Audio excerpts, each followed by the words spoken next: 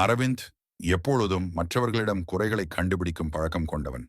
ஒரு நாள் ஒரு புத்திசாலி பெரியவர் அரவிந்திடமிருந்து ஒரு பானையை வாங்கினார்.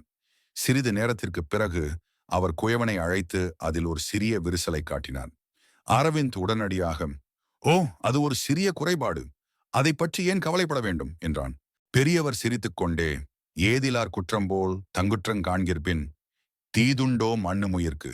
மற்றவர்களின் வேலையில் சிறிய தவறுகளை நீங்கள் எளிதாக காணலாம். ஆனால் உங்கள் சொந்த தவறுகளை நீங்கள் புறக்கணிக்கிறீர்கள். உங்கள் அண்டை வீட்டாரை பார்ப்பது போல் உங்கள் சொந்த தவறுகளை நீங்கள் கூர்மையாக பார்க்க முடிந்தால் உங்கள் வாழ்க்கையில் எந்த துயரமும் இருக்காது, வளர்ச்சி மட்டுமே இருக்கும் என்றார். அரவிந்த் திகைத்து போனார். அன்று முதல் மற்றவர்களை சுட்டிக்காட்டுவதற்கு முன்பு முதலில் தனது சொந்த தவறுகளை சரி செய்ய முடிவு செய்தார்.